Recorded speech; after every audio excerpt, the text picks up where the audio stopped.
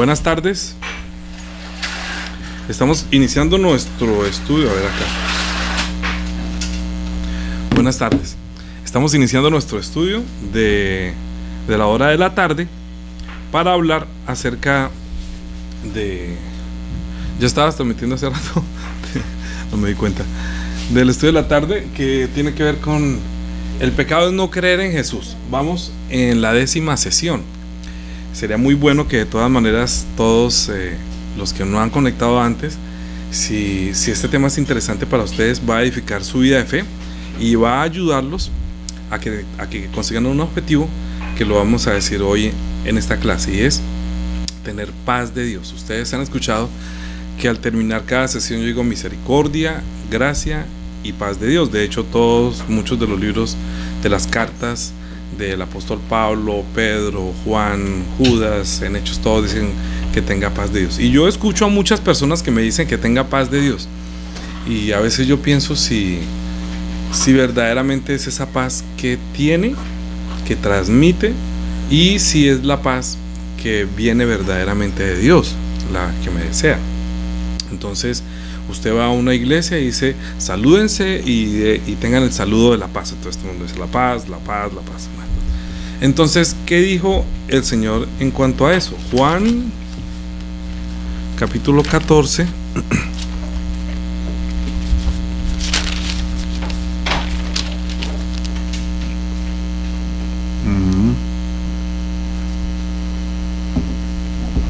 versículo 25 dice: os he dicho estas cosas estando con vosotros, mas el Consolador, el Espíritu Santo, a quien el Padre enviará en mi nombre, Él os enseñará todas las cosas y os recordará todo lo que yo os he dicho. La paz os dejo, mi paz os doy, yo no la doy como el mundo la da. Mire donde dice: no se turbe vuestro corazón, ni tengáis miedo. Habéis oído que yo os he dicho: voy y vengo a vosotros. Si me amarais, os habríais regocijados, porque he dicho que voy al Padre, porque el Padre mayor es que yo. Entonces, todo esto es lo que tiene que ver, es como una síntesis verdaderamente de qué es la paz de Dios. Bien, recordemos que cuando Adán y Eva cometieron el pecado de la desobediencia, entonces ellos sintieron, vamos a ver, cuando Dios les dijo que podrás comer de todo árbol del huerto, pero del árbol de la ciencia del bien y del mal no comeréis, porque el día que él comieres ciertamente moriréis. Génesis 2, capítulo 16. Ellos estaban en el huerto del Edén. Él estaba en el huerto, ya los había puesto, puso al hombre que había formado en el huerto del Edén, y le dio el mandamiento que puede comer de todos los árboles menos que está en medio del huerto, ¿sí? Y entonces, porque el día que coméis de él ciertamente morirás.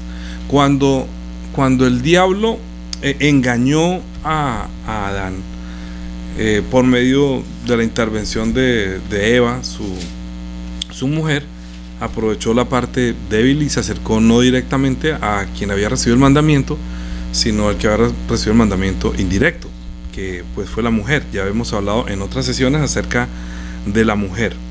Entonces, cuando ellos comieron el fruto, el versículo 7 dice: entonces fueron abiertos los ojos de ambos y conocieron que estaban desnudos.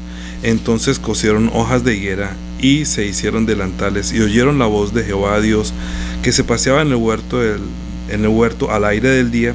Y el hombre y su mujer se escondieron de la presencia de Jehová Dios entre los árboles del huerto. Es decir, que el pecado trae en sí miedo, y se esconden. Cuando una persona se esconde, por eso a veces hay muchos que dejan de ir a la iglesia. Primero, porque hay personas que los acusan dentro de la misma iglesia. En vez de ayudarlos a mantener la paz que viene del Señor, lo que hacen es acusarlos, condenarlos. Entonces, es que no se la pasan sino hablando que yo estoy en pecado, que yo estoy haciendo eso. La gente deja ir. ¿Por qué? Porque no pueden conservar la paz que Dios les da. Entonces, cuando fueron abiertos los ojos y conocieron que estaban desnudos, es que ellos no tenían ningún tipo de temor Antes andaban desnudos, o sea, como que no tenían nada de que esconderse, no tenían nada de que avergonzarse.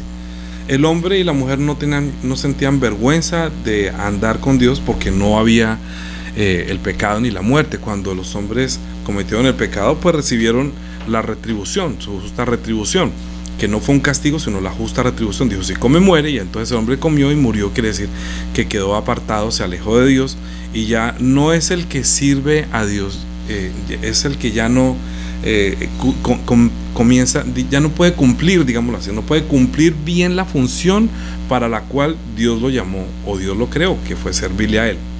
Entonces él solamente tenía que esperarlo en el huerto y esperar a que el Señor viniera y entrara por el vientre de la mujer, y el Señor tomaría su reino.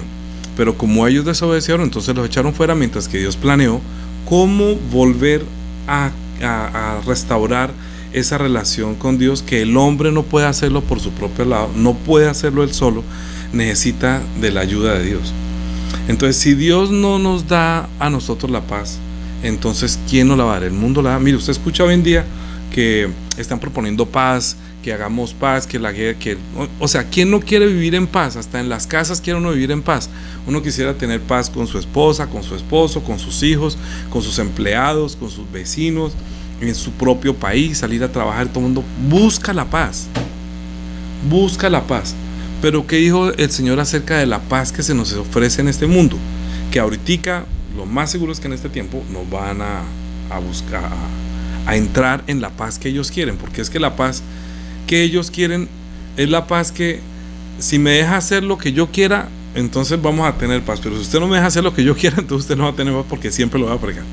Entonces la gente, ay, bueno, haga lo que quiera, pero déjeme en paz. Esa es la paz que propone este mundo. Dejémoslos hacer lo que quieran para que ellos roben en paz, o maten en paz, o hagan todo lo que quieran en paz. Esa es la paz. Por eso dijo que yo no doy la paz como el mundo la da. Entonces, no nos engañemos nosotros mismos pensando que en este mundo vamos a encontrar paz. La paz que Dios nos da es una paz que debe ser la paz eterna, la paz que trae gozo, la paz que no traiciona. Yo no sabía, hasta hace poco me enteré que las personas se dan la mano, que hoy en día dice que no nos demos la mano, nos demos abrazos, porque cuando se daba la mano era para decir que no tengo armas, no tengo cuchillo, no tengo ningún arma. Entonces le pasaba la mano para que se dieran son de paz. Por eso cuando tienen la mano, se dieron el saludo de la paz. Entonces, ¿por qué? Porque no tengo arma. O el abrazo, entonces le pasaba por atrás, entonces era para ver que no tenía por aquí atrás la espada. Entonces, venga, yo le doy un abracito, a ver si trae, porque es que el hombre es muy traicionero. Nosotros tenemos una naturaleza de no permanecer como con una actitud sincera, y muchos terminan agrediendo a otros o matando a otros de una manera a traición. Entonces siempre todo el mundo está como a la expectativa, ¿será que sí? ¿Será que no? ¿Será que me quiere robar? ¿Será que me quiere hacer esto? Y no tiene paz, no duerme en paz. Pues nosotros necesitamos una paz que viene de Dios, que es la más importante. Y cuando el hombre y la mujer salieron, los echó del huerto de Edén. A partir de ahí Dios comenzó a organizar la manera de cómo hacerle entender al hombre que yo quiero tener paz, pero que para que él se acerque, tiene que acercarse nuevamente creyendo la paz que yo le propongo, y no la paz que él busca. Entonces, después que todo el mundo se fue del huerto de Edén, pues todo el mundo fue a la civilización y se metieron, crecieron las ciudades, y comenzó todo lo que es la cultura de este mundo. Y viviendo en la cultura de este mundo, pues entonces muchos ya no se acercan ni a Dios, ni a la palabra, no les interesa. Ustedes se dan cuenta que la gente es demasiado escéptica.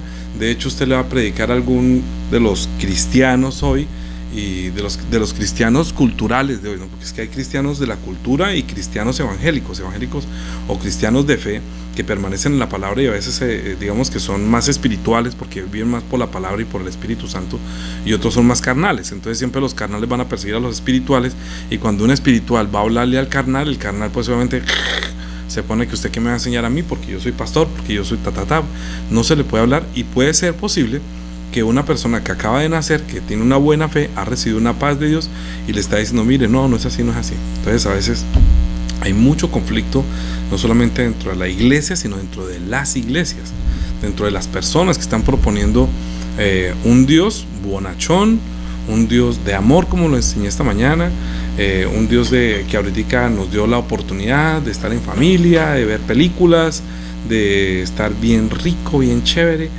pero usted le va a hablar acerca de la Biblia y ya no les gusta la Biblia, o sea, la palabra, ya ni llevaban Biblias a la iglesia. Y usted comienza a hablar versículos y como ellos se alejaron de la palabra, muchos se han alejado de la Biblia. Yo sé que no todos, puedo generalizar, tampoco, no crea. Estoy diciendo de muchos, y si usted es de las personas que sí permanecen en la palabra, ayude a los que se han alejado de la Biblia, que no conocen la palabra, porque su fe, su vida de fe, a la final, si usted se va a dar cuenta, en el momento de la dificultad, van a buscar a Dios y se van a angustiar, porque ahorita están pensando que no, esto no nos va a tocar, que a nosotros no nos pasa nada, porque el Salmo 91 dice que el que habita al abrigo del Altísimo y que la plaga no tocará mi morada, pero está muriendo muchísima gente. Y cuando esto venga, no solamente ahora, puede ser por una guerra, porque el Señor dijo que oiréis de guerras y rumores de guerra, que habrá pestes y hambre. La peste trae como consecuencia el hambre.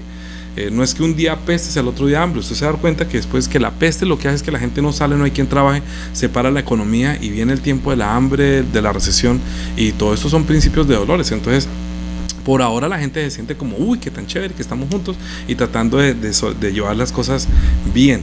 Pero la cuestión es, ¿tiene paz con Dios? Puede que tenga paz con su esposa, con su esposo, con su hermano, con su hija, con su hijo, con el abuelito, con el tío, que convivir en una sola comunidad, encerrados en una casa, no debe ser nada fácil. Sin embargo, uno trata de tener una paz, que es la paz que, bueno, déjeme poner el canal que yo quiero, no, déjeme comer la comida que yo quiero, y tratar de ceder para que haya una armonía. Pero esa no es la paz que Jesucristo nos está diciendo. Es completamente distinta. Entonces, ¿por qué? Porque es que el hombre no tiene paz con Dios. A nosotros nos interesa es la paz que viene de Dios. Por eso cuando termino siempre les digo misericordia, gracia y paz de Dios. ¿Qué es la paz de Dios? Que Dios quiere que nosotros nos acerquemos a Él y no le tengamos miedo.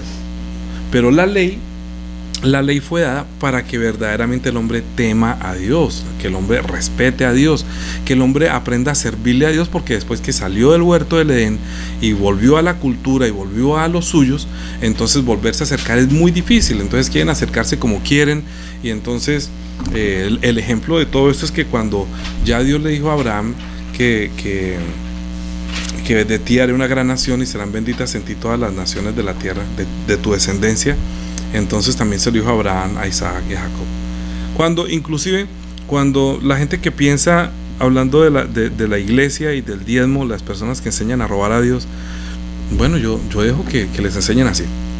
Cada uno dará cuenta de lo suyo. El diezmo ni siquiera es un diezmo de la ley de los 10 mandamientos. Entonces no, es que eso es de la ley.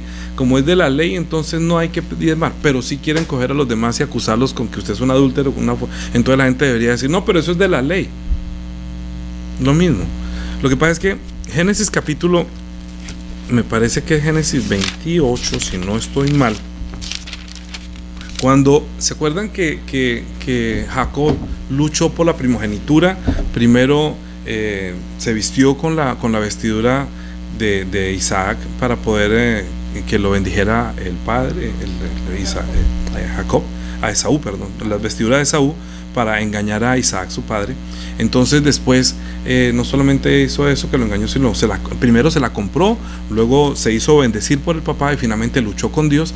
Y cuando luchó con Dios y luego Esaú se dio cuenta que le habían dado la bendición era Jacob, siendo el menor y no el mayor, entonces Esaú lo persiguió a muerte y duró mucho tiempo y creció.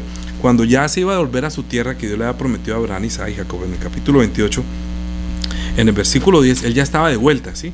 Porque ya Labán lo había hecho trabajar de gratis mucho tiempo y lo había robado, entonces él quería volver.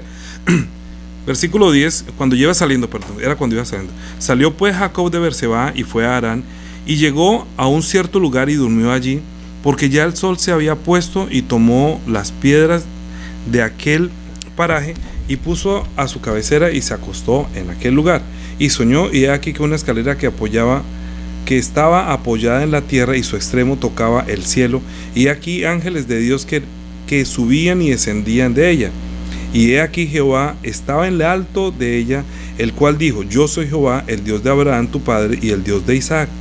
La tierra en que estás acostado te la daré a ti y a tu descendencia. Será tu descendencia como el polvo de la tierra, y te extenderás al occidente y al oriente, y al norte y al sur, y todas las familias de la tierra serán benditas en ti y en tu simiente. Era cuando estaba escapando, ¿no? Y entonces él, como estaba escapando, se acostó, ya estaba cansado, dijo: he aquí, yo estoy contigo y te guardaré por donde quiera que fueres, y volveré a traerte a esta tierra, porque no te dejaré hasta que haya hecho lo que te he dicho. Porque a él le tocó salir de la tierra donde estaba ya con Isaac y con Jacob, y Saúl de pronto lo quería matar. Entonces él se fue, y cuando se iba yendo se acostó y puso eso ahí. Entonces despertó Jacob del sueño y dijo: ciertamente Jehová está en su lugar, ciertamente Jehová está en este lugar, y yo no lo sabía. Y tuvo miedo y dijo: cuán terrible es este lugar, no es otra cosa que casa de Dios y puerta del cielo. Dice: y se levantó Jacob de mañana y tomó la piedra que había puesto de la cabecera y la lanza, y la alzó por señal, y derramó aceite encima de ella, y llamó el nombre de aquel lugar Betel, que aunque es luz, era nombre de la ciudad. Primero antes era Betel, ahorita lo puso fue como que la casa de Dios. E hizo Jacob voto diciendo: si fuere Dios conmigo, y me guardare en este viaje en que voy, y me diere pan para comer y vestido para vestir, y si volviere en paz a la casa de mi padre, Jehová será mi Dios, y esta piedra que he puesto por señal será casa de Dios, y de todo lo que me dieres el diezmo apartaré para ti. Él apenas estaba saliendo, iba y no sabía si podía volver.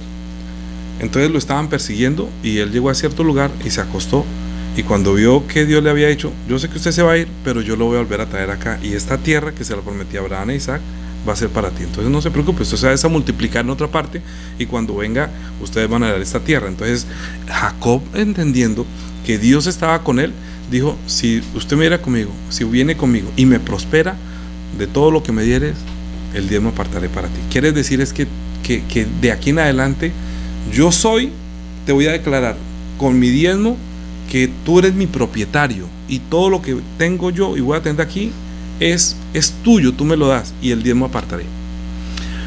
Por eso la vida de fe de un cristiano, cuando ha sabido que sale del huerto de Edén, que salió, y si uno ya recibe la paz de Dios, la paz de Jesús, uno hasta que entre al cielo, uno aparta el diezmo, es porque ya uno sabe que yo fui comprado por precio de sangre, y después de que Cristo me compró, yo estoy diciendo es sencillamente: Señor, tú eres mi dueño. Mi dueño no es Mamón, no es el príncipe de este mundo. El diezmo Dios lo ama es al que se lo da alegremente, porque ha recibido la gracia, no por una imposición.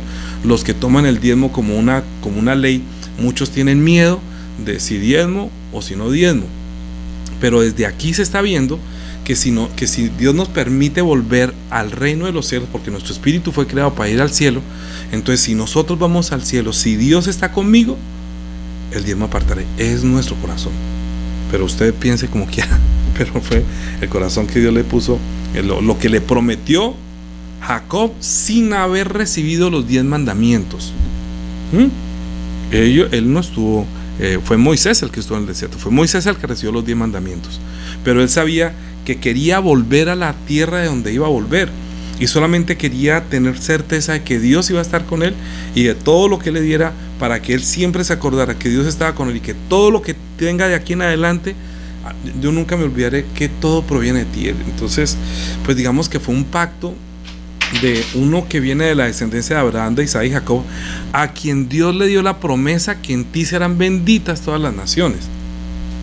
Mi familia recibió la bendición, y nosotros lo hacemos, pero lo hacemos por la gracia, no por miedo, no porque me toca, sino porque Dios ama al dador alegre. El que recibió la alegría de Dios le dice: no, es que tú eres mi dueño, yo fui comprado por precio de sangre. Bueno, cuando ellos salieron de Egipto, cuando ellos llegaron a Egipto, la familia de Jacob, porque con esta salida Jacob terminó yendo, la descendencia de ellos terminaron en donde Faraón, porque hubo hambre. Recuerde que José, en los tiempos de José, cuando ya estaban las 12 tribus, los 12 hijos de Jacob, ellos Jacob, aunque volvió a la tierra, estando en la tierra de donde había salido, porque él volvió nuevamente, entonces hubo hambre.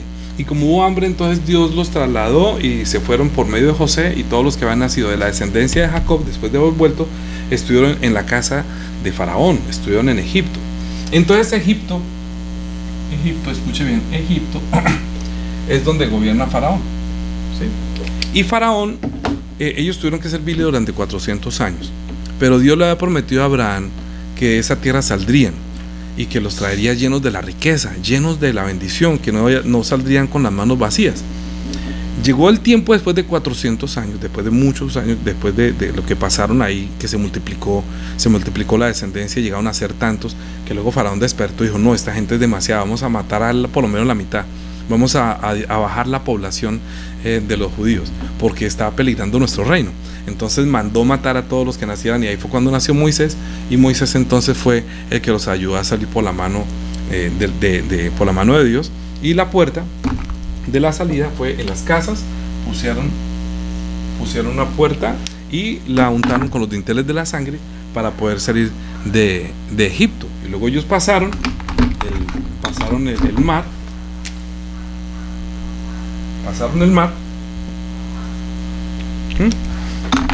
y el objetivo era volver a la tierra prometida, es decir, al lugar de la casa de Dios, que luego se llamó Jerusalén, que quiere decir casa de paz. O sea que el destino de ellos es ir a la casa de paz, que eso es lo que quiere decir Jerusalén, ¿sí? Jerusalén, casa de paz, o casa donde Dios va a proveer la paz. Mientras que cuando ellos salieron, dependiendo de la sangre pintada en los dinteles de la puerta, y pasaron el Mar Rojo, llegaron al desierto. Entonces, estando en el desierto, estaban buscando la casa de paz, pero mientras tanto, voy a colocarlo acá, eso sería el desierto, y luego después de que llegaron al desierto, llegaron a la tierra prometida, y aquí edificaron el templo, ¿sí? Mientras tanto, aquí anduvieron en unos tabernáculos, que eran como unas tiendas, vamos a dibujarlas así, no sé si estará bien. Ellos vivían en un tabernáculo, y Dios les dio un tabernáculo, y ellos tabernaculizaban, vivían en medio de Dios, y Dios era su Dios y ellos eran su pueblo. Esto fue lo más o menos lo que le pasó después de que salieron del huerto del Edén, que Dios le prometió, llamó a Abraham después de la caída del diluvio, y después que llamó a Abraham de su descendencia a ser una nación, que es Israel. Entonces, antes de llegar acá, Isaac se llamaba, Jacob no se llamaba Jacob, pero luego le puso el nombre Israel, ¿sí? Cuando le cambió el nombre. Entonces Israel estaba aquí, pero entonces fue a sacar a todos los hijos de Israel cuando luchó con el diablo, con el ángel, y le dijo, ¿cuál es tu nombre? Entonces, cuando ya iba a volver a la tierra, dijo, ¿por qué me preguntas por mi nombre? Entonces luego él le dijo que de ahora más bien tú te vas a llamar Israel, porque has luchado con Dios y has vencido. Es decir, que ya Dios le dio la bendición a Jacob, que por haber luchado, por entrar en su reino, por querer ser el primogénito, por heredar la primogenitura, venció. Y con esa inspiración, con ese anhelo de ser el primogénito y el que heredaba las promesas, entonces con ese nombre Israel salió de Egipto. Y luego llegaron aquí los 12 hijos con toda su familia, que entraron aquí como 78. Aquí entraron, creo que, si no estoy mal, entraron 78, y aquí ya salieron millones, miles, pongámosle miles. O sea que se multiplicó, se llenó, y Dios les dio, allá en el desierto, les dio los 10 mandamientos. 10 mandamientos, ¿sí? Estando en el desierto les dio los 10 mandamientos. Y dando los 10 mandamientos les dijo que para que tuvieran paz con él, porque los hombres eran pecadores, porque habían estado durante todo el tiempo en Egipto, y aquí en Egipto ellos han tenido las costumbres de los egipcios. Y Dios, después de que le dijo, como le dijo a Abraham, que deja tu tierra y tu parentela y váyate a la tierra que yo te mostraré, lo mismo está haciendo con Israel. Está diciendo, salga de Egipto, salga de allá de la casa de servidumbre y deje de servirle a Faraón, y ahorita sírvame a mí. Pero para servirme a mí le voy a dar 10 mandamientos. Esos mandamientos, el primero ustedes ya lo saben, esta mañana los miramos y muchas veces los hemos visto, ¿no? No tendrás dioses ajenos delante de mí, porque aquí había muchos dioses, ¿sí? Luego, no te harás imagen ni ninguna semejanza, porque aquí había mucha idolatría. Aquí adoraban al sol. Ustedes no se han dado cuenta que a veces hay personas que adoran el sol. Y que la gente se arrodilla ante el sol. Bueno, eso todo se aprendía aquí en Egipto. Y mucha idolatría estaba acá. Entonces él le dijo, no se inclinará tampoco a ella y temerá el nombre, no tome mi nombre vanamente. El nombre de Jehová es muy santo, o sea, usted no puede jurar por mi nombre. Y así los 4 mandamientos para poder tener una relación con Dios, y también 6 mandamientos que eran humanistas, que era para tener una buena relación entre las familias, que era honrar a padre y madre, no matar, no hurtar, no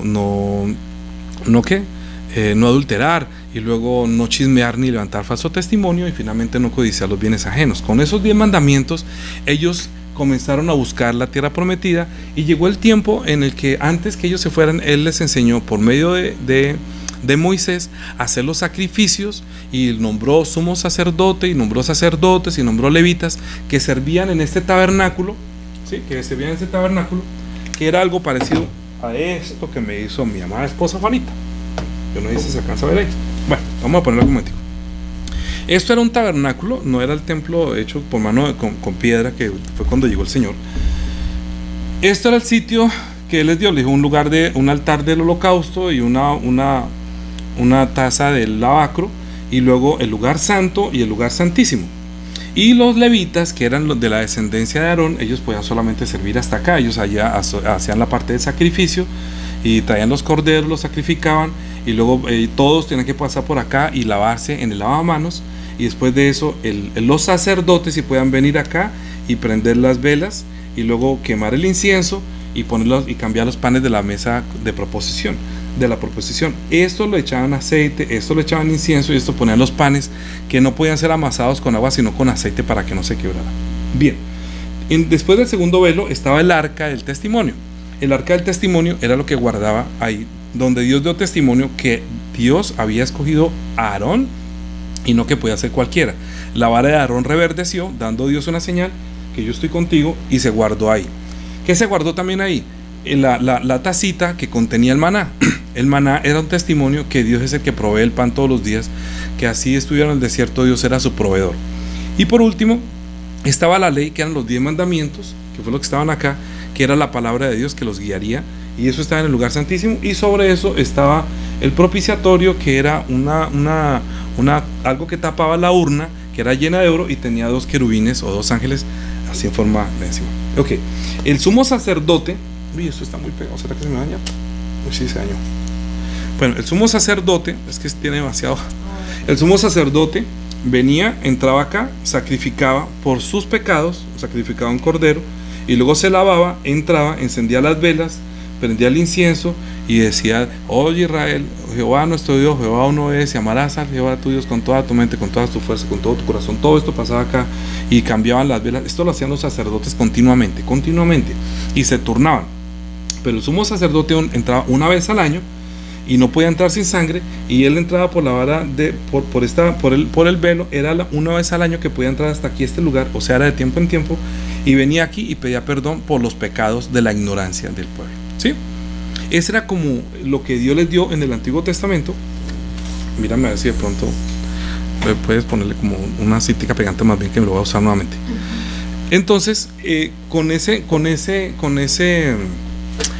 con esa forma de acercarse a Dios que les enseñó en Levíticos, a ver si me parece que Levíticos 17, ellos cuando cometían los pecados según los 10 mandamientos, entonces ellos venían y sacrificaban, ¿sí?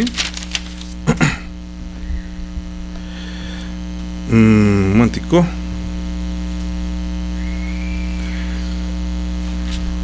Y me buscas 17. Voy a leer bueno, ellos tenían que hacer sacrificios y sacrificar los corderos por el pecado de la ignorancia del pueblo.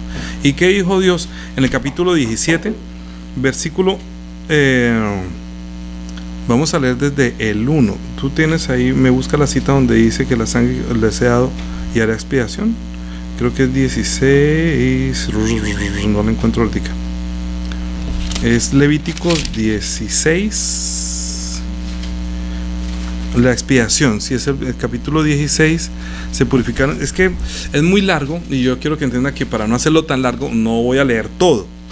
Me tocará leerlo todo para recordar porque yo no tengo de memoria la palabra, sino que sé que Dios le dijo que iba a dar la sangre en expiación por el pecado, y la sangre pues era por señal. Recuerde que él antes había dicho que nadie podía comer de la sangre, nadie podía beber de la sangre, era prohibido, había que matar los animales, pero no se podían tomar la sangre. ¿Por qué? Porque la sangre la puso para llevar la expiación. Desde el capítulo 16 vamos a ver el versículo 11, vamos a ver. Es cuando confiesan el pecado y traerá el holocausto. Es que es bien largo, no quisiera como de bueno. No. Y la sangre será para expiación, que Dios ha hecho para hacer expiación por el pecado. Entonces dice el 11 más del 10, 9. Y hará traer Aarón el macho cabrío sobre la cual cayere la suerte por a Jehová, ofrecerá en expiación. Más expiación. Mas el macho cabrío sobre el cual cayere la suerte para Azazel, lo presentará vivo delante de Jehová para hacer la reconciliación sobre él, para enviarlo a Azazel al desierto. Y hará traer Aarón el becerro, que era para expiación suya, y hará reconciliación por sí y por su casa, y degollará en expiación al becerro que es suyo. Después tomará el incensario y hice todo el oficio que tenía que hacer el sumo sacerdote. Ya, sí. Entonces ahí está hablando de todo lo que tenía que hacer. Y luego en el versículo 17 ahí le decía cómo tenía que hacer este oficio que les acaba de mostrar, ¿sí? El sumo sacerdote. Y en el versículo 10, en el capítulo 17 de Levítico les dijo que tenía que tener un solo sitio donde tenían que hacer eso. Por eso cuando decía que donde sacrificamos, que si lo hacíamos aquí lo hacíamos allá.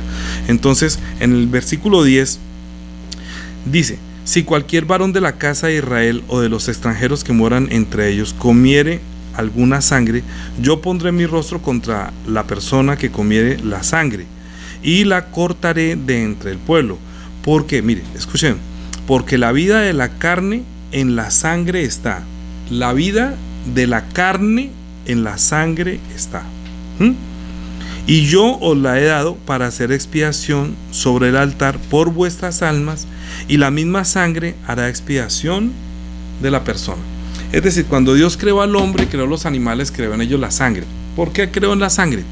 Porque Dios ya había dispuesto desde antes de la fundación del mundo que nosotros íbamos a ser comprados no con oro ni con plata, sino que el precio del pecado que se cometería, que es un pecado de muerte, la única forma de darle vida al hombre nuevamente, la única forma de expiar ese pecado, era por medio de la sangre de Jesucristo, que era ya dispuesta desde antes de la fundación del mundo. Pero Dios vino enseñándole al hombre cómo acercarse a él por medio de la sangre de los machos y de los toros y toda esa cuestión. Entonces había mucho sacrificio para hacer expiaciones. Entonces por eso es que uno ve que en muchas partes de Levítico, cuando se pone como denso todo el montón de fiestas y sacrificios, y degollaban tanto, había tanta sangre, hasta cuando ellos entendieron que es que Dios les está enseñando la forma de acercarse. Porque primero es que tengo que hacer una enseñanza acerca de toda la sangre a través de la Biblia. Se va a hacer más completa todavía. Hoy estamos hablando acerca de la paz de Dios. Entonces, ¿cómo tener paz de Dios? Ellos, después de sacrificar el cordero, el sumo sacerdote, lo que quiero decir es que entraba una vez al año, y no sin sangre, no podía entrar, entraba al lugar santísimo, y cuando el sumo sacerdote salía, entonces decía: pasa a vosotros. Eso era lo que pasaba acá. Pero ¿qué hizo para salir de acá? Precisamente también usó la sangre. La sangre del cordero, de un cordero pintado en los dinteles de la puerta, le permitió salir de Egipto y pasar al desierto. Esto es una parábola para que nosotros entendamos que esto es como decir Faraón, quiere decir el príncipe de este mundo. Y todas las personas que habitamos en este mundo hemos sido gobernados por el príncipe de las tinieblas, que es el diablo o la serpiente antigua, y Satanás, el que engaña al mundo entero. Entonces, así como no quería Faraón dejar a Israel, no lo quería soltar porque son mis siervos, son mis servidores. Entonces, como la gente, vuelvo y digo, después de que salieron de huerto, le envolvieron a todas sus vidas. Entonces cada uno está haciendo lo que quiere, y Dios le está enseñando a nosotros hoy en día que esto que está haciendo con Faraón es que no les sirva a este mundo, no les sirva a la cultura de este mundo, transformados por medio de la renovación de vuestro entendimiento, para que compruebe cuál es la buena voluntad de Dios, que es agradable, o sea, donde está la gracia y es perfecta. Todo esto sucedió para que, enseñando cómo Dios sacaba a su pueblo de la potestad de las tinieblas, de la potestad de Faraón, y son muchas señales, y ellos por esa puerta de la sangre luego pasaron el mar. ¿Qué quiere decir? Como que todos fueron bautizados en Moisés para ser el pueblo de Dios. Ellos eran su pueblo acá, aquí eran esclavos o siervos de Faraón. Es decir, nosotros somos siervos o esclavos del pecado, ¿sí? Él dijo, si ustedes permanecen en mí, conoceréis la verdad y la verdad os hará libre. Dijo, pero nosotros nunca hemos sido esclavos de nadie. Él dijo, todo el que comete pecado, esclavo es del pecado. Es decir, los que están bajo la ley, no son libres, sino que son esclavos de la ley y del pecado. La ley esclavizó para confesar que somos pecadores. Bueno, ellos atravesaron el mar y llegaron al desierto, les dio los 10 mandamientos y con eso les enseñó a sacrificar, a hacer los sacrificios, a acercarse a Dios por medio de la sangre de un cordero que no ha cometido pecado, y pecaba por el pecado de la ignorancia de alguno de ellos, pero lo hacían solamente una vez al año. Pero esto es solamente toda una parábola, porque nosotros, después que creemos en Jesucristo y vemos la sangre derramada en la cruz del Calvario, entonces nosotros estamos, como decir, aquí estamos en Faraón, y cuando salimos de allá pues venimos a ser de Jesús. Entonces cuando nosotros salimos ser esclavos del pecado, nos bautizamos por medio del agua para morir a este mundo, para morir a la cultura, para vivir para nuestro espíritu, porque a nosotros se nos ha olvidado vivir para nuestro espíritu. Entonces por medio de la sangre de Jesucristo que fue derramada en la cruz, nosotros ya con esa sangre podemos huir de este mundo, o sea, de la potestad de las tinieblas, del que nos domina, y entrar en Jesús para servirle a Él. Aquí no recibimos la ley, sino que recibimos el Evangelio. Ayer les dije, el Evangelio o la fe es la nueva ley. ¿Se acuerdan? Que ahorita, aquí fue la ley de los 10 mandamientos, aquí somos salvos por la ley. ¿Por cuál ley? Por la ley de la fe. Es decir, que nosotros tenemos que permanecer aquí, permanecer en la fe. Bien. Pero bajo un poquitico, salió. ¿Me están entendiendo? Es que tener cada versículo memorizado ni siquiera está bien memorizarlo, porque no vale la pena memorizar sino entender dónde pasó todas las cosas y qué pasó cuando uno lee. Yo les dije, lean panorámicamente. Yo esto lo muestro panorámicamente. Si nos ponemos a leer cada cosa, aquí nos dan 4 horas y ya llevamos 40 minutos. Bien, entonces esto solamente es como verlo como un espejo, como una parábola de la verdad, porque nosotros éramos esclavos del diablo, estábamos alejados de la ciudadanía, no le pertenecíamos a él, pero conociendo la sangre de Jesucristo, como le mostré, ahorita nosotros nos bautizamos para entrar en él, y estando en él, ¿dónde seguimos? Pues estamos en el desierto. ¿Por qué? Dice, aunque ande en valle de sombra de muerte, no temeré mal alguno, porque tú estarás conmigo en el desierto donde no hay vida. Uno voltea a mirar para allá y para acá, hay mucha religión, hay mucha tradición, hay mucha cultura, hay gente muy buena, pero que haya fe, como dice una gran amiga que estimo mucho, déjame decirte, casi no. Verdaderamente persona que esté fundamentada su vida de fe en la paz que viene de Dios, como lo dijo el Señor, es muy difícil. ¿Por qué? Cuando vamos a leerlo en Hebreos capítulo, para hacerlo más corto también, este es un grosso modo para entender que no creer en Jesús es pecado, sencillamente. Capítulo 7, nosotros hemos dicho que Jesús, que quién nos separará del amor de Dios, que ni tribulación, ni angustia, ni hambre, ni peligro, ni desnudez, ni nada. ¿Por qué? Porque nosotros no entendíamos que esto que representa entre comillas también el reino de los cielos, el templo que Jesús, destruyan este templo y yo levantaré uno en 3 días, y Él nos permite que nosotros entremos en su nombre. Es decir, que cuando nosotros bautizamos, nos bautizamos en su nombre para entrar acá, para ser las veces también de sacerdotes, porque cuando nosotros nos bautizamos, estoy ampliando esta segunda parte, que es la parte de Jesús. Dijo, ustedes son templo del Espíritu Santo. Jesús dijo, derroyen este templo y yo hago uno nuevo. Entonces, ¿cuál es el nuevo? Este es este, ¿sí?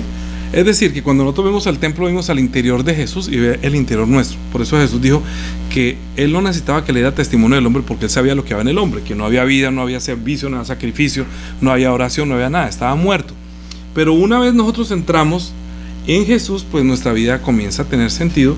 Y cuando Jesús entró por primera vez, no entró a este tabernáculo hecho por mano de hombres, sino que entró, siendo sumo sacerdote, se entró, digamos que, voy a borrar esto acá, para que me comprenda un poquito mejor.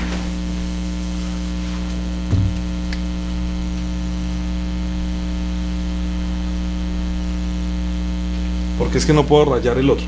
Entonces aquí estaba el del sacrificio, el lavacro,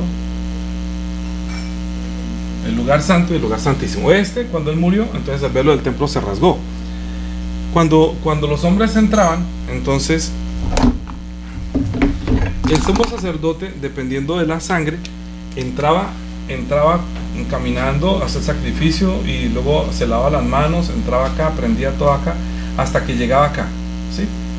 Cuando llegaba acá, donde estaba el arca del testimonio, entonces el sumo sacerdote, luego después que entraba, salía nuevamente, y ya sin la sangre obviamente, sino que ya salía con un propósito, ya salía a decir: Dios les ha concedido el perdón. O sea, todo el pueblo estaba afuera esperando a ver si Dios les había concedido, si el sacrificio hubiera sido perfecto. El sacrificio tenía que ser perfecto, el cordero tenía que ser perfecto, el sacerdote tenía que hacer todo rigurosamente tal cual, tenía que ser muy santo, todo eso era santo, santo. Entonces los sacerdotes que hacían eso, si llegaban a cometer un error, ellos inclusive llegaban a morir aquí adentro, porque si no era perfecto el sacrificio, moría.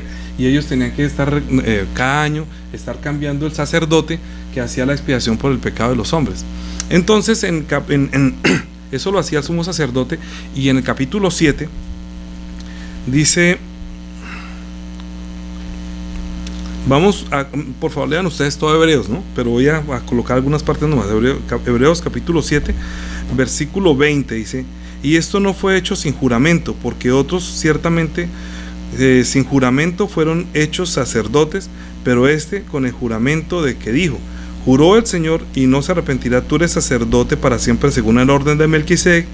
Por tanto Jesús es hecho fiador de un mejor pacto. Y los otros sacerdotes llegaron a ser muchos, debido a que aquello que por la muerte no podían continuar, mas por cuanto permanece para siempre, tiene un sacerdote inmutable, por lo cual puede también salvar perpetuamente a los que por él se acercan a Dios, viviendo siempre para interceder por ellos. Es decir, cuando Jesús subió al cielo, cuando él murió, recuerden que voy a hacer otro ejemplo. Esto es como Jerusalén también, ¿sí? Como Jerusalén, pero él no murió en Jerusalén, sino afuera, ¿sí? Fuera de Jerusalén. Él derramó la sangre afuera, en el lugar en una cruz que pusieron afuera para que todo el mundo viera. Pero cuando él murió, cuando él resucitó y subió al cielo, no entró a este tabernáculo hecho con mano de hombres, sino que esta es una parábola del reino de los cielos, ¿sí? Entonces ya esto no queda acá, sino que Jesucristo se sentó a la diestra de la majestad en las alturas. Entonces, ¿qué hace él acá? Él lo que hace es interceder por Dios, ante el Padre, por nosotros, ante Dios por nosotros. Entonces, el oficio del sumo sacerdote era presentar ofrendas y sacrificios ante Dios por el pueblo, pero dependía de la sangre de los corderos. Y cuando él salía una vez al año y hacía el sacrificio, y si era perfecto, entonces el sacerdote decía: paz a vosotros. Entonces, eso era toda una parábola.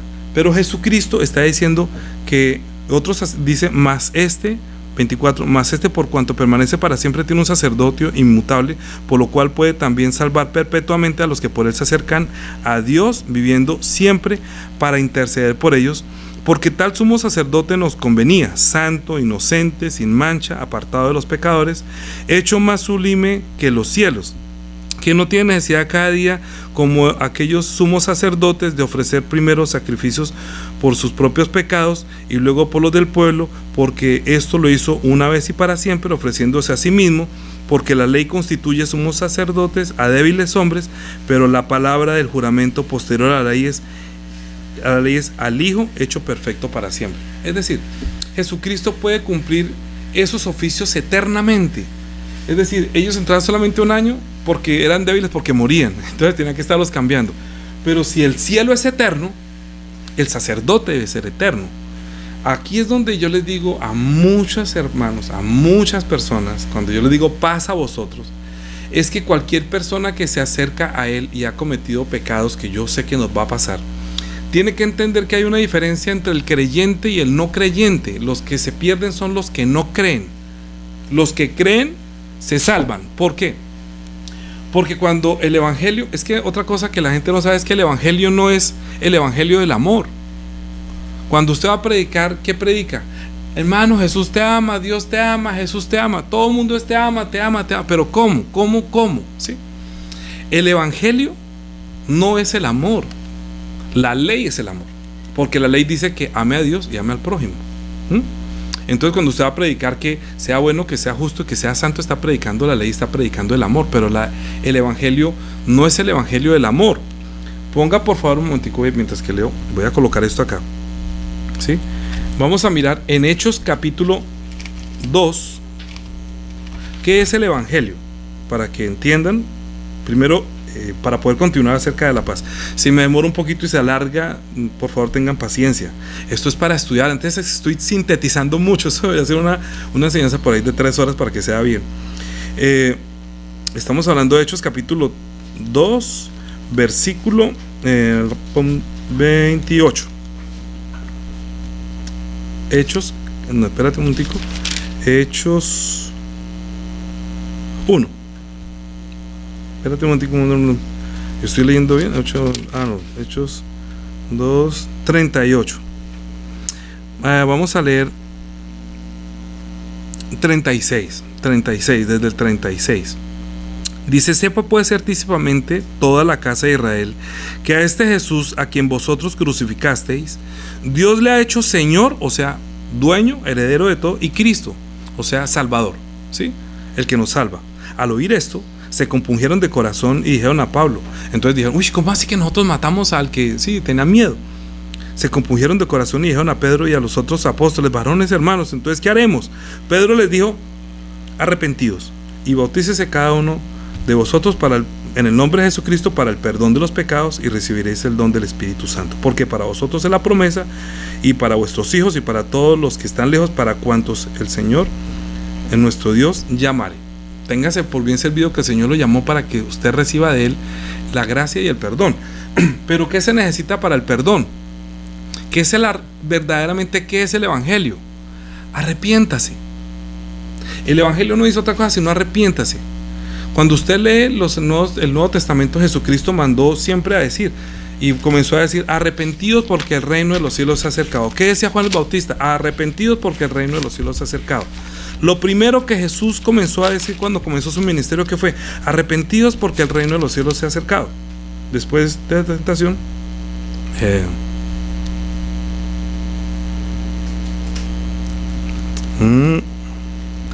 en Mateo capítulo 4 versículo 12 dice: cuando oyó Jesús que Juan estaba preso, volvió a Galilea, y dejando Nazaret vino y habitó en Cafarnaúm, en la ciudad de la región de Zabulón y de Neftalí, para que se cumpliese lo dicho por el profeta Isaías cuando dijo: tierra de Zabulón, tierra de Neftalí, camino del mar, al otro lado del Jordán, Galilea de los gentiles. El pueblo sentado en tinieblas vio gran luz, y los asentados en región de sombra de muerte, luz le resplandeció. Desde entonces comenzó Jesús a predicar y a decir: amaos los unos a los otros. No. Ahí dice: arrepentidos porque el reino de los cielos se ha acercado. ¿Qué mandó decir Jesús a los discípulos? Arrepentidos. Yo cuando comencé cuando yo recibí la gracia, yo no sabía cómo comenzar a predicar. Para mí fue muy difícil aprender, y de hecho estuve estudiando unos cursos que daban de tratados y unas cositas ahí, que Dios, estamos separados de Dios y que haga una oración de fe. Yo la verdad como que no confía mucho en eso. Hice otro curso perdón, que se llamaba, ¿cómo era? Evangelismo explosivo, que era como una forma inductiva de hacerle responder a la persona lo que uno quiere escuchar, pero yo veía que eso no funcionaba muy bien. Sin embargo, entonces yo decía: pero yo quiero leer qué fue lo que Jesús mandó a predicar, qué fue lo que Jesús mandó a decir. Y yo pensé que solamente era eso. No, el amados los unos a los otros es un mandamiento a los creyentes, pero lo que predica el creyente es: arrepiéntanse. El evangelio es: ya se puede arrepentir. ¿Por qué se puede arrepentir? Porque Jesucristo ya está sentado aquí a la diestra del Padre, ya está aquí. El pecado ya es, el sacerdote, la sangre ya está dispuesta. ¿Qué es lo que se necesita? Solamente arrepentirse y confesarlo. Señor, soy un pecador, perdóname. Arrepentirse ni siquiera es que diga yo me arrepiento, sino que confiese, que llegue con una actitud que verdaderamente usted quiere cambiar. Por eso Dios no ama el pecado. Yo no sé por qué la gente piensa que cuando uno dice que que no esté bajo la gracia, que esté bajo la gracia y no bajo la ley, que entonces ahorita ella puede hacer lo que quiera. El temor que le va a dar a uno es el precio que se pagó por el pecado. Y cuando nosotros cometemos el pecado, si usted tiene temor de pecar, de hacerlo porque usted está de pronto alejándose de Dios, entonces usted puede arrepentirse. Es decir, usted llega con una actitud, yo no debo hacer esto, Señor, perdóname, yo no me quiero separar de ti, porque el diablo, el acusador, va a venir a acusarlo. Cuando usted venga a la iglesia y se presente delante de él, va a estar Satanás de pronto al lado suyo, o el diablo diciéndole, con que usted hizo esto, entonces la gente no va a querer ir a la iglesia. Y por eso, si el pastor la predica es, sea justo, sea bueno, sea santo, sea buen esposo, sea buena esposa, no, eso es una carga. Sale peor. Aprendió mucho. Aprendió un curso de convivencia.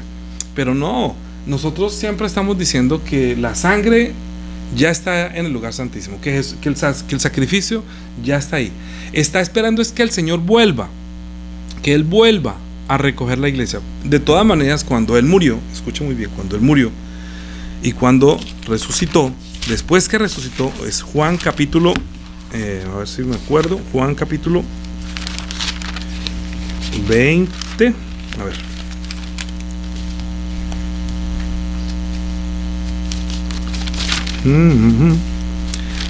Capítulo 20, versículo vamos a leer desde el 19. Cuando llegó la noche de aquel mismo día, el primero de la semana, estando las puertas cerradas, en el lugar donde los discípulos estaban reunidos por miedo a los judíos, todavía tenían miedo, ¿no? Que los mataran, todavía no había llegado el Espíritu Santo. Vino Jesús y puesto en medio les dijo, paz a vosotros, porque es que Él murió, Él derramó la sangre, y como derramó la sangre, como Él es el que intercede por nosotros, después de que salimos del huerto del Edén, ya la gente como no tenía paz, y Dios les enseñó por medio del sacrificio y por medio del tabernáculo y por medio de los sacerdotes, que un día habría un sacerdote que se sentaría eterno, estando en la tierra, está diciéndole a sus discípulos, paz, tengan paz, no tengan miedo, tengan paz. Luego dijo, y cuando les hubo dicho esto, les mostró las manos y el costado, que Él había muerto verdaderamente, que era Él, y los discípulos se regocijaron viendo al Señor. Entonces Jesús les dijo otra vez, paz a vosotros, como me envió el Padre, así yo os envío. Es decir, ¿cómo así que como me envió el Padre?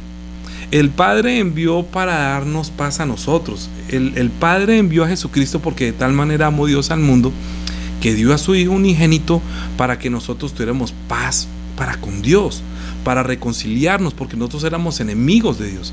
Nosotros no éramos amigos de Dios, nosotros no lo conocíamos. ¿Cuánta gente no se burlaba de Jesucristo? ¿Cuántas veces usted no le cerró la puerta a los cristianos? ¿Cuántas veces usted no se burló de las cosas del Señor? Nosotros éramos enemigos, enemigos del Evangelio, ¿sí? Entonces, de la manera que Él me envió, que el Padre lo envió, ahorita nos envía. ¿Por qué? Porque por causa de llevar la paz, dice que bienaventurados los pacificadores, porque ellos ¿qué? Mateo capítulo 5, los pacificadores, vamos a leerlo. Si usted está obedeciendo, usted está recibiendo ese mandamiento, que así como lo envió el Padre y usted recibió eso, usted también lo puede hacer.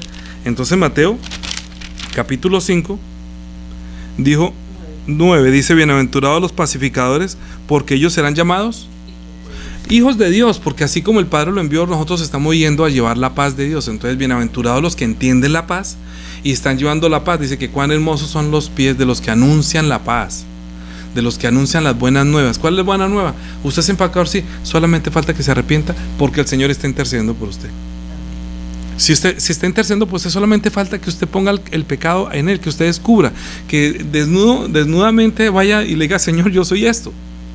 Nosotros lo hemos visto en primera de Juan capítulo 1. Yo estaba tapando aquí el audio. Primera de Juan capítulo 1, versículo 5. Este es el mensaje que hemos oído de Él y os anunciamos: Dios es luz y no hay ninguna tinieblas en Él. Si decimos que no tenemos comunión con Él y andamos en tinieblas, mentimos y no practicamos verdad. Pero si andamos en luz, como Él está en luz, tenemos comunión todos nosotros. Todos somos iguales. ¿Por qué? Unos con otros, y la sangre de Jesucristo nos limpia de todo pecado. Es que nosotros tenemos comunión, usted y yo, hermanos, no, ustedes y nosotros, yo y ustedes, todos reunidos. Yo les he dicho que me envíen una fotico, un video de rindiendo culto para que todos nos sintamos como que estamos cerca, ¿no? No para llamar a lista, no. Es que yo quisiera que todos sientan, ay, si estamos aquí, estamos los de la iglesia. Pero si no está, hay veces que hay gente que no va a la iglesia, no se preocupen. Pero pues qué chévere, y estoy haciendo un videito para luego pasárselos. Si usted quiere hacerlo este primer día de la semana, también lo puede hacer, sería muy rico, muy chévere. Entonces, ¿por qué? Porque la sangre de Jesucristo es la que nos tiene a todos sentados frente al trono de la gracia. Entonces, si decimos que no tenemos pecado, nos engañamos a nosotros mismos y la verdad no está en nosotros. Si confesamos nuestros pecados, Él es fiel y justo para perdonar nuestros pecados y limpiarnos de toda maldad. Limpiarnos es que se borre inclusive lo que usted ha hecho de su mente, porque usted depende de la sangre de Jesucristo, y cuando usted confiesa el pecado, eso queda borrado. Si el diablo lo acusa, usted puede decirle, el Señor ya sabe, no se preocupe.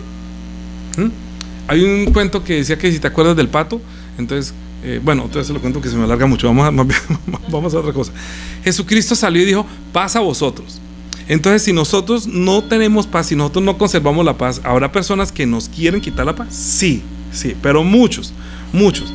Lo que pasa es que nosotros tenemos que recordar que si siendo enemigos, bueno, Romanos capítulo 5, usted no se deje robar en la paz. Y lo primero que hacen sus enemigos es, yo no creo en su fe, yo dudo de la fe suya, no, usted que... Y resulta que solamente usted está yendo a confesar que yo soy un pecador, Señor, y está llorando y está confesando su pecado. Ay, pero yo les dije que una vez vi en una iglesia que nosotros estábamos dirigiendo, que en la oración de madrugada había una persona arrodillada llorando, y llegó otra persona, ay no, pero tranquila, no se preocupe. Yo le dije, déjela, no es que está delante del Señor, está suplicando al Señor, deje que ella reciba el consuelo del Señor y que Dios le dé la paz.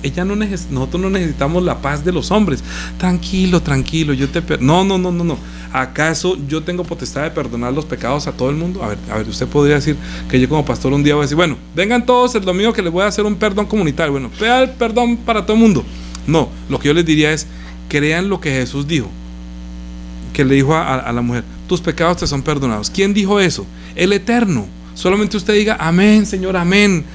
Cuando usted reciba esa palabra que diga, tus pecados te son perdonados de parte del Señor, porque ya la sangre está dispuesta, pues sencillamente reciba esa gracia y tenga paz, mantenga esa paz. Romanos capítulo 5 dice, justificados pues, 5:1, justificados pues para con Dios tenemos paz por medio de nuestro Señor Jesucristo. Entonces ya tenemos paz por medio de nuestro Señor. Entonces vean lo que dice el versículo 6. Porque Cristo, cuando aún éramos débiles, a su tiempo murió por los impíos. Ciertamente apenas morirá alguno por un justo, con todo pudiera ser que alguno osara morir por un bueno. Mas Dios muestra su amor para con nosotros en que, siendo aún pecadores, Cristo murió por nosotros. Pues mucho más, estando ya justificados por su sangre, por él seremos salvos de la ira. Porque si usted se permanece fiel y no comete el pecado imperdonable que voy a hacer una enseñanza acerca del pecado que no se puede perdonar, entonces seremos salvos de la ira de Dios. ¿De qué nos salvó? ¿Usted es salvo? ¿De qué? Va a predicar el evangelio de la salvación. ¿Qué es la salvación? ¿Qué es el evangelio de la salvación? Vamos a hacer otra enseñanza acerca del evangelio de la salvación. ¿Qué es la salvación? La salvación precisamente es, seremos salvos de la ira. Escuche lo que le digo. Hay gente que me pregunta, ay, ¿será que yo pierdo mi salvación? Digo, ¿ustedes son salvos? Pues yo no sé, es que yo he hecho esto, yo he hecho lo otro. Me da mucha tristeza. Qué fe tan pequeñita, tan pobre, tan miserable. Yo no predico en la iglesia para salvación, yo predico para que sean santos. Esa es la enseñanza de mañana. Hay mucho para enseñar. Sean santos es mejor. ¿Sí? Que solamente piensen salvo. Es que el que es salvo de la ira, pero cuando resulta que vuelven y meten a los pecados, entonces cuando piensan que cometió el pecado de eso, entonces están poniendo en peligro su salvación porque cometió otra cosa. Sí, claro, sí, usted no se descuide, no descuide la salvación. Así dice Hebreos. ¿Cómo descuida una salvación tan grande? Porque como todavía no es salvo, sino que será salvo, y usted es salvo mientras no deje de ver la sangre. ¿Usted cuántos pastores y cuánta gente está acusando a los demás de pecadores? Entonces usted tendrá que decirle, o sea que usted no ha cometido ningún pecado, o sea que usted ya no peca, o sea que usted no necesita ya la gracia de Dios, o sea que usted ya no tiene comunión conmigo, o sea que usted no necesita la sangre de Jesucristo. O sea que Dios es mentiroso, porque primera de Juan está diciendo, si confesamos nuestros pecados, Él es fiel y justo para perdonar nuestros pecados y limpiarnos de toda maldad. Si decimos que no hemos pecado, le hacemos a Él mentiroso y su palabra no está en nosotros. Entienda, hermano, entienda. tenemos un sumo sacerdote que se sentó a la diestra de la majestad en las alturas para interceder por nosotros. Romanos capítulo 8.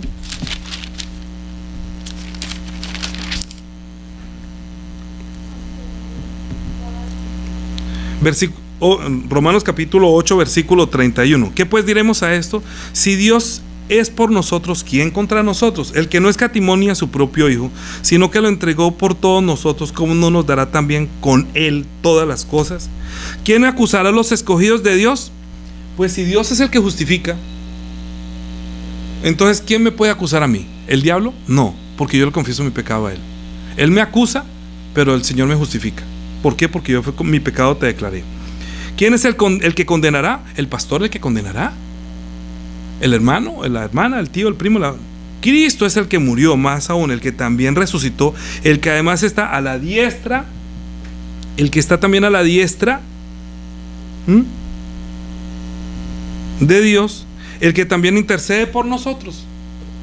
Hay una diferencia entre el creyente y el no creyente, que nosotros los creyentes sabemos que tenemos un Salvador que es Cristo el Señor, que le podemos confesar nuestro pecado, y si nosotros lo confesamos, Él es fiel y justo para perdonar, porque está haciendo el oficio de sumo sacerdote nuestro, de mediador, de intercesor. Nosotros no tenemos a ningún otro intercesor. Aquí a la diestra de la majestad en las alturas, créame, no está Buda, no está la mujer, no está María, no está la abuelita, no está su papá. Usted no puede pedirle a nadie que interceda por usted. No puede, no hay otro mediador entre Dios y los hombres sino Jesucristo.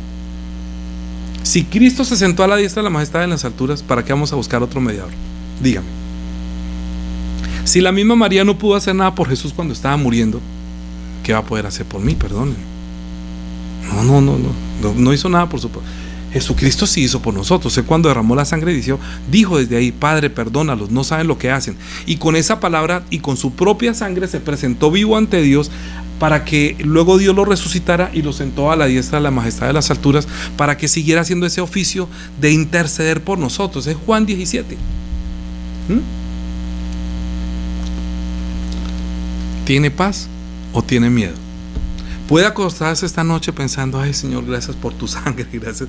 En la cruz yo primero vi la luz, y las manchas de mi alma yo la ve. Siempre que usted cometa pecado, arrodíllese: perdóneme Señor, yo no quiero exponer mi salvación, porque el diablo siempre me va a estar acusando que pierda la salvación.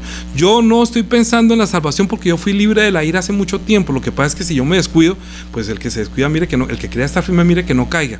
¿Qué nos mantiene a nosotros en pie? El reconocer nuestra condición, confesar al Señor nuestro pecado. No estoy diciendo que usted puede pecar lo que quiera, que yo le pido perdón, sino que usted está luchando, porque usted es ahorita responsable de su espíritu, y si vive para la carne, morirá. Pero si por la carne, si para que su espíritu viva, mengua los deseos de la carne, pues su espíritu vivirá y será más grande.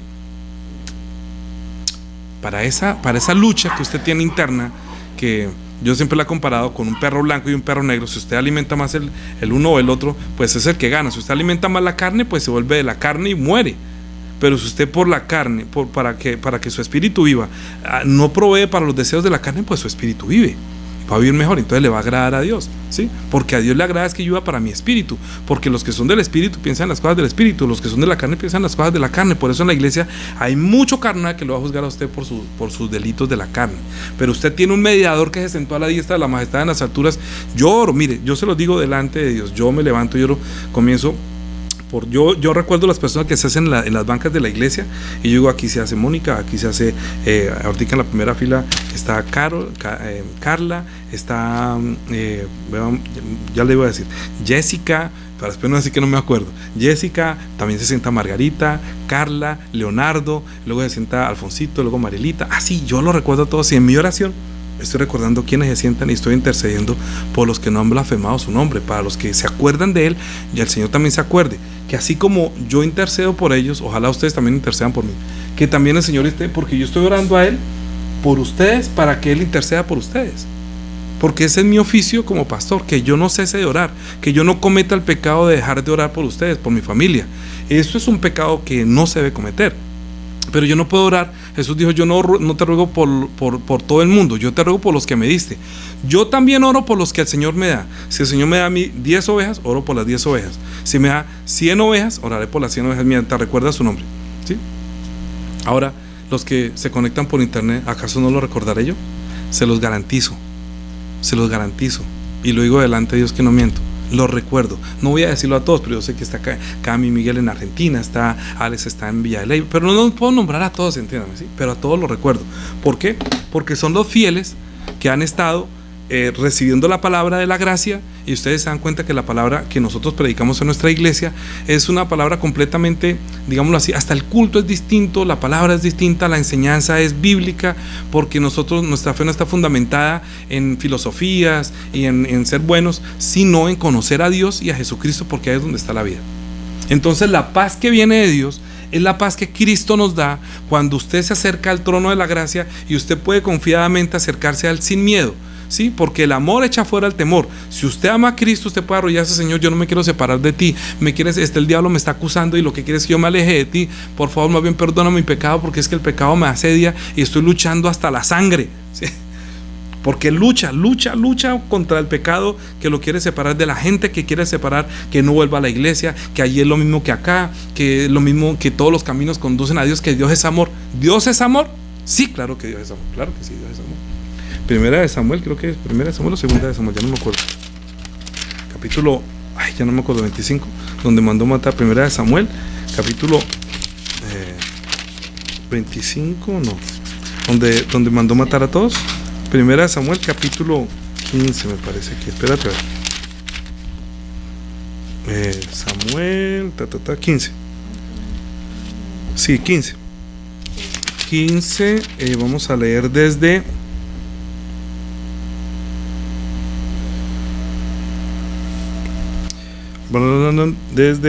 no, Samuel y David, no, más atrás, Samuel sacerdote, no. ¿Me lo buscas? 15:3, fue hiere a Amalek. Sí. 15:3. Primera de Samuel. Samuel, sí, 15, versículo 3. Sí, Saúl desobedece y es desechado. Dice, después, capítulo 1, versículo 15. Después, creo que me demoro mucho.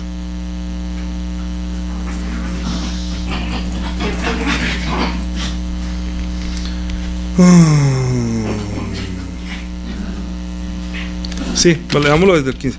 Después Samuel dijo a Saúl: Jehová me envió a que te ungiese por rey sobre su pueblo Israel. Ahora pues esté atento a las palabras de Jehová. Así ha dicho Jehová de los ejércitos: yo castigaré lo que ha hecho Amalek a Israel al ponerse en el camino cuando subía de Egipto. Ve pues y hiere a Amalek, destruye todo lo que tiene. No te apiades de nada, no te apiades de él. Mata a hombres, mujeres, niños, aún los de pecho, vacas, ovejas, camellos, todo. El Dios de amor mandó a él que matara hasta los de pecho, hasta las embarazadas, a todo. En el Nuevo Testamento dice que Dios va a enviar un poder engañoso a los que desobedecen a la verdad. Entonces uno piensa que, no, Dios es amor. Lo que pasa es que si la persona no está pendiente de su salvación y se descuida, los mismos espíritus o los mismos ángeles que servían para ayudar le van a servir para perderse. Entonces yo no quisiera. Primera de Tesalonicenses, ¿dónde estoy? Primera de Tesalonicenses. Estos niños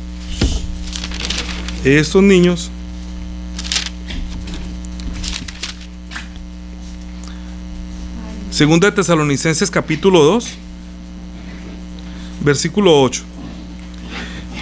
Y entonces se manifestará aquel inicuo a quien el Señor matará con el espíritu de su boca y destruirá con el resplandor de su venida.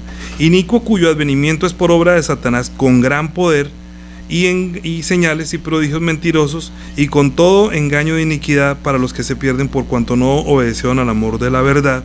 Por eso Dios les envía un poder engañoso para que crean a la mentira, a fin de que sean condenados todos los que no creyeron a la verdad, sino que se complacieron en la injusticia. Es que el Dios de amor es un Dios frío.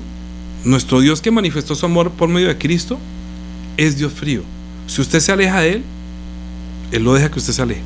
Y lo que pasa es que podrá venir sobre usted un poder engañoso para que usted, como ya quiere desobedecer al espíritu de la verdad, quiere ser engañado yendo para una donde se amontonan todas las doctrinas, entonces Dios le envía el poder que está en el engaño de esa iglesia, de ese pastor que está engañado, para que vaya y se pierda igual que todos ellos. Es un poder engañoso. ¿El Dios que amor? Sí. ¿Dios es amor? Sí.